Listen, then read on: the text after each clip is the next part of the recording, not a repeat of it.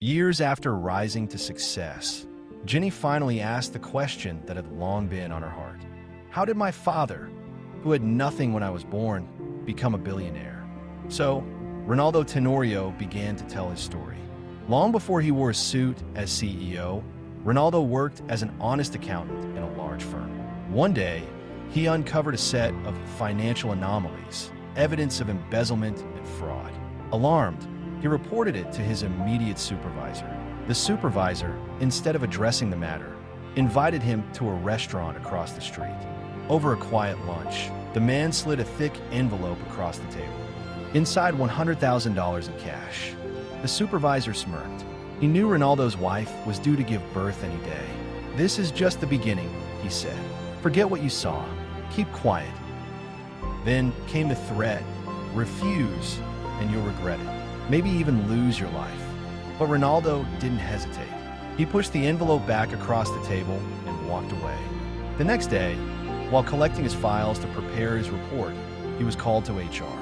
They had discovered the same envelope and falsified records in his cabinet.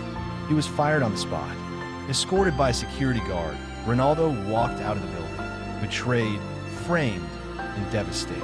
In the parking lot, masked men jumped him. They didn't leave a mark on his face, but they made their point: stay silent or next time, you won't be so lucky. His pregnant wife, Amelia, had no idea. Ronaldo tried applying for new jobs, but the firm had destroyed his reputation. As the delivery date neared, money dried up. Then came the final blow. Amelia's parents visited and saw the poverty. Behind Ronaldo's back, they planned to take Amelia and the baby to Mexico. On the day of their departure, Amelia left Ronaldo a letter asking him to meet them at a place only he would know, so they could escape together. But when Ronaldo checked his wallet, he only had $10. He needed $100 for the trip. He made desperate calls, begged friends, but no one believed in him. Then, outside a ticketing facility, he saw a wallet on the ground beneath a luxury car. Inside was enough money to change everything. He stood still. He could have walked away and saved his family, but instead he waved the wallet just as the car's driver returned with an elderly man in the back seat. The old man stepped out. "That's mine," he said. Ronaldo handed it over without asking for anything in return. The old man, Mr. John Monroe, asked what Ronaldo did for work. "I'm an accountant, looking for a job." Mr. Monroe handed him a business card, but when Ronaldo looked at his watch, he realized he had missed the flight. He rushed to the rendezvous, but it was too late. Amelia and the baby had already left for Mexico. Alone, jobless, and penniless, Ronaldo called the number on the card. Mr. Monroe sent a car. That single act of integrity became the turning point of Ronaldo's life. At his new job under Mr. Monroe's company, Ronaldo faced office politics and sabotage. Senior executives were jealous, especially when Mr. Monroe began entrusting him with key responsibilities. Ronaldo uncovered widespread corruption. One day, the vice president, Mr. Sweeney, with a friendly approach and a promise for a higher position in the company, handed him documents and asked him to sign off on illegal shipments. Ronaldo respectfully refused. Furious, Sweeney threatened him, but Ronaldo stayed true. Mr. Monroe confided in Ronaldo that the company was plagued with dishonesty. "I don't know who to trust anymore," he said. Soon after, tragedy struck. Mr. Monroe, who was known to live alone and with no family, was found dead in his home. The company buzzed with mixed emotions, some mourning, others quietly rejoicing, thinking they could finally take over.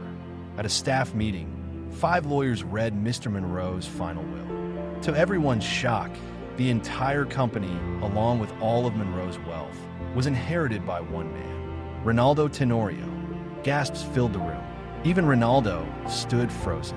The man who returned a wallet, who refused bribes, who stayed honest even when the world turned against him, was now the CEO and owner of the Monroe Corporation.